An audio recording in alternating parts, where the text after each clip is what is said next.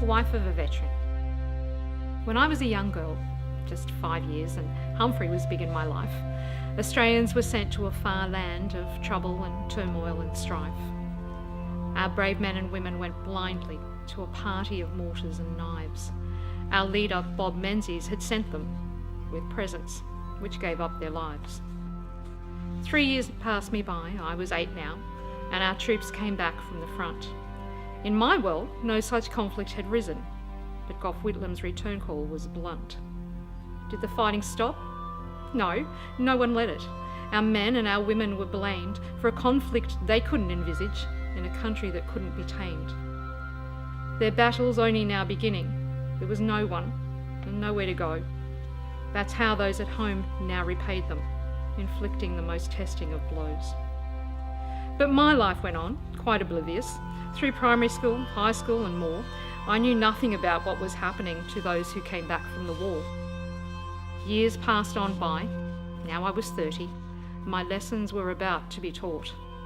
This man, so sweet and so gentle, would teach me the hell Vietnam wrought. Through personal journeys and stories, I held him each step of the way.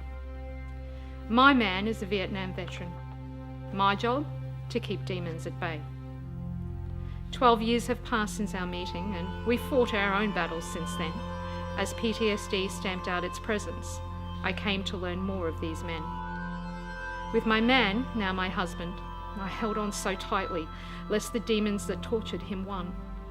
I've never been so scared, so damn helpless, as I saw what my country had done. I know I can't change what happened.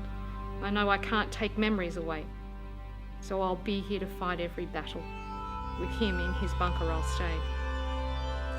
I am the wife of a veteran and couldn't be prouder to be. I smile with pride walking beside him and thank God that he gave him to me.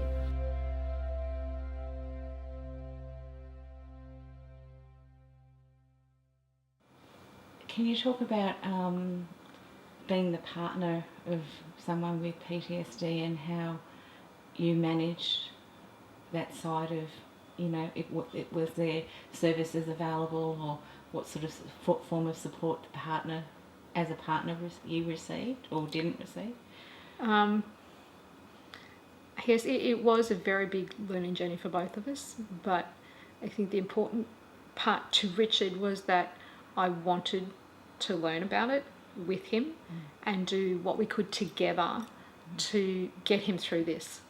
If he had cancer or some other disease, I wouldn't walk away from him. And it's the same with this. As hard as it was, and it was incredibly hard, we have been to hell and back. But the thing is, we're back. And we did that together, and we're both really proud of that. But as far as support for partners is concerned, I didn't find that there was much support. There were counselling opportunities, a limited number, but most of the times, and I tried a few different counsellors, most of the time they just say, oh look, sounds like you're doing the right thing, just keep going. And so there was no answers, and I guess I was looking for answers of how to make this better, and there weren't any answers because I was doing what they thought was the right thing, so there was nothing else they could tell me.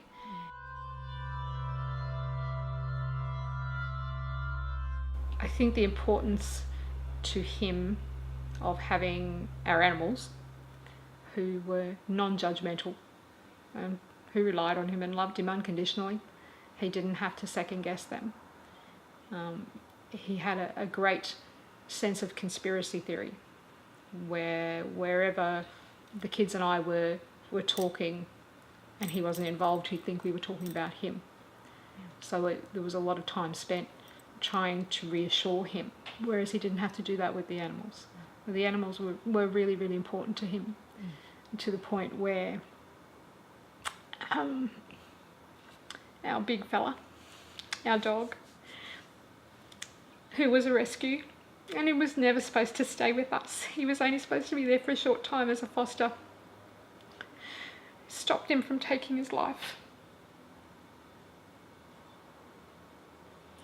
Karen, is it all right if we keep filming? Yeah. Yes.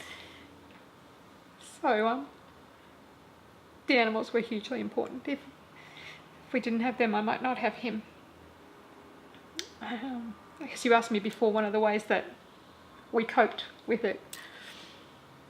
And I guess one of the ways we coped with it was every week, acknowledging every week that we made it. So even now, we've been married for 1,006 weeks.